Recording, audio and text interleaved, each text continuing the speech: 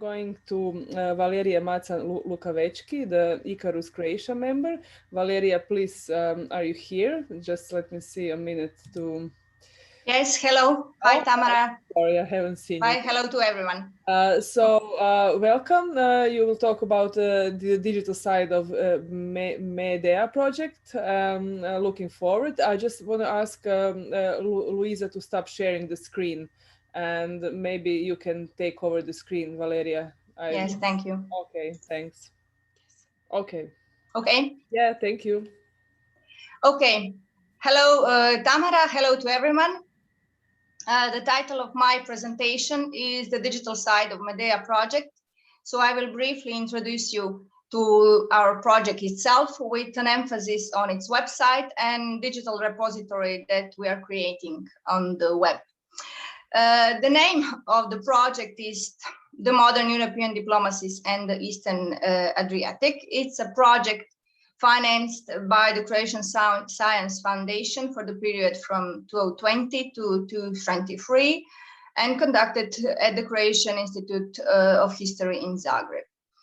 The project group is made by 8 researchers that are familiar with history science methods of work. That includes archive researchers in a different state and ecclesiastical archives. Our research has an emphasis on papal legates and nuncios, or political and diplomatic envoys of the Roman pontiff, peacemakers and arbiters of international politics that worked and operated on or around the Eastern Adriatic territory. Research and scholarship on the papal legates and nuncios, as well as on the apostolic nunciators from the medieval to the contemporary age, are vast, as can be said about almost any office of the Roman Curia. Their role is important and recognized within the organism of papal administration, so that they are integral part of history of the papacy and the church, as well as of the canon law and more specifically of the papal diplomacy.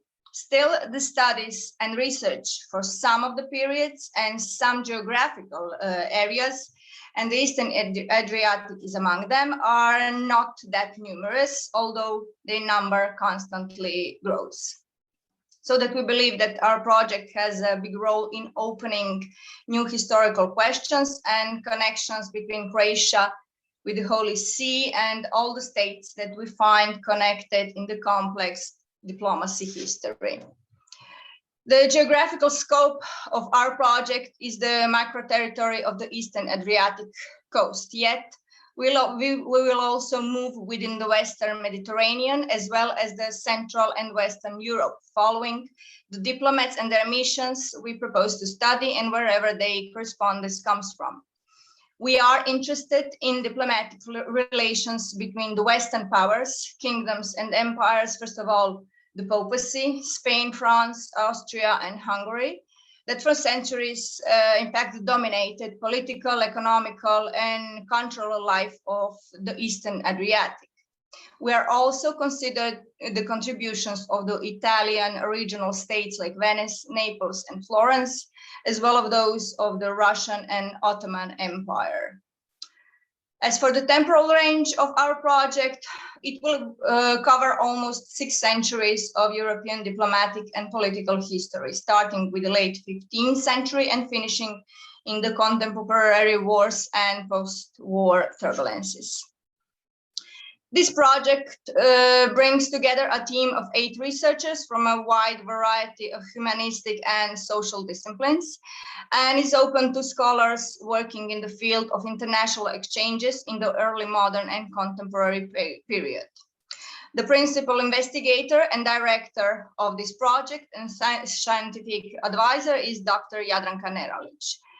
Members of the project group have already acquired important experience by carrying out extensive researches in various archives of the Holy See, as well as in different national and foreign archives as Italian, Hungarian, Polish, and Russian, state and ecclesiastical archives. Also in the project group, we have 2 international scholars, Professor Massimiliano Valente from European University of Rome and Professor Andreas Gottsman, director of the Austrian Institute of History in Rome, that have years of experience with researchers on the Vatican Secret Archives and the Secretary of State Holdings, with various states formed on the Eastern Adriatic. So the primary goal of our project group is to understand models, political circumstances, and reasons for the past diplomatic actions, which formed modern European identity of the states along the Eastern Adriatic. We ask ourselves, and we're trying to find answers on questions like, how were papal diplomats accepted within the church and the local community of their mission? How did they fit into the local church system? Did the legates strictly follow general rules designed earlier in the Curia? What was their basic professional formation and what did their early stage career look like? Which were the criteria for their recruitment, and many other similar questions. The results and activities to be expected in general view are relatively common for this kind of historical project, although we are trying to improve mutual scholarly communication, mostly through the exchange of research experiences and innovative methodological approaches. We are trying to use some new presentation models, adequately adopted and modified to satisfy the needs and expectations on scientific and foreign community, especially in these unexpected COVID circumstances. Our attention is directed and dedicated to the linguistic, paleographic, and diplomatic, political, and historical analysis of different forms and types of diplomatical sources. And that is a heart of our project. That produces all the other activities and results.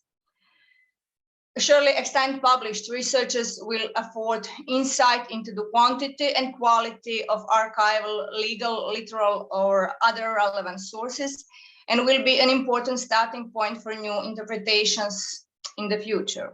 We expect a certain number of published scientific papers and articles in professional journals, conference proceedings, organized in Croatia and abroad. And there is, of course, digital repository available on the project website. To achieve these results, we need to work across different countries inside the archives and libraries. This is very hard to achieve in COVID pandemic conditions, so we are facing quite a number of unexpected reorganization problems of both, so the plan and program and finance plan itself. So from the planned activities, we have a lot of unrealized, postponed, or canceled ones, and only a few of them are realized. On the timeline that you can see here, I showed a graphical overview of the planned activities that are in pink label, delayed activities that are in yellow, and realized activities in blue label for the past 2 project years. And we can only conclude that there are very few realized blue labels. So we truly hope for some better times for history scholars to arrive. So the most of our activities we are forced to do at home, but we have to also admit that this pandemic caused an explosion of digitized materials that are available on the web. So there is a positive side to take into consideration, although the negative one are certainly more numerous. New archive and literal materials frequently are uploaded on the official websites of archives, universities, and similar reliable institutions, so that in some way we are trying to continue our work, although with a less of original documents in our hands, which is and remains the most important element for the historian's work. And the website. Our website is our digital media for disseminating informations and results of the project. Here we can find the general and practical information about the project and our group, like news about COVID, consequences on our project, reopening or closure of archives and libraries, postponements or cancellation on conferences, and their deadlines that are constantly changing. Here also different research informations like results, bibliographies, publications, and so on. Unfortunately, we still do not have finished the English version of the site, and it is certainly one of the tasks ahead of us. One of the pages on our project website is Sources and Publications, Izvori publikacije, a page that offers several types of scientific information. The first step is a digital repository, one of the planned goals of the project, as I have already mentioned. The repository is a place provided for documents that point the papal diplomatic practice towards the states formed on the Eastern Adriatic coast. This is the place where we bring the repertoire or prosopographic register of the papal envoys who were sent to the area of the Eastern Adriatic coast, and the details, knowledge, and sources about them, but also vice versa. We search for the people who left our area, going to the Rome, Venice, Florence, Ancona, or maybe Vienna, and became part of diplomatic practice. Here, we will certainly mention prominent and well-known cardinal diplomats and legates, but we plan to pay more attention to those lesser-known diplomats, nuncios, and debt collectors for the Apostolic Chamber. Some of them may be mentioned here for the first time, and we may find only one mention of them in a few documents. But for our project, this is one of the goals, to find new, although unknown names in the framework of diplomacy with the Holy See. Wherever possible, we try to compile a short biography for each diplomat, stating his powers and as much information as possible about his family and geographical origin, education, and achievements. Valeria, 2 minutes, sorry, just heads up, two minutes. Yeah, I'm on the last page. The greatest emphasis is placed on documents from the Vatican Apostolic Archives, specially created in Papal Office or in the Apostolic Chamber. And certainly to those documents, by site, that we bring transcripts from the documents from Rome, archives from Flores, Modena, Napoli. We certainly bring and should be added archival and written documentation preserved in numerous local Dalmatian churches, archives, as well in state archives like Šibenik, Krk, Dubrovnik, Split, and so far. As far we have for now 43 listed names, and clicking on each of the name, it opens a direct link to a page with available information about that selected person. Along with known biographical data of the diplomats, there are selected documents and all known information about them. For each document, we bring bibliography and archival material data that we transcribe. We bring short context, regist, datation, place, signature, information about today's location, transcription, and bibliography. In some cases, there are photos. If there is a digital version of some of literature that we cite, we will often put that direct link to the digitized book, like you can see now with Google Books. Also, some photographs take you directly to the digitized rare book or manuscripts, like you can see for a short while a video from Giulio Clovio's illuminated book of prayers that is kept in the British Library. So we are presenting archive documents, but also published ones. The source and publication page itself has 3 more tabs in which we bring 3 types of bibliography.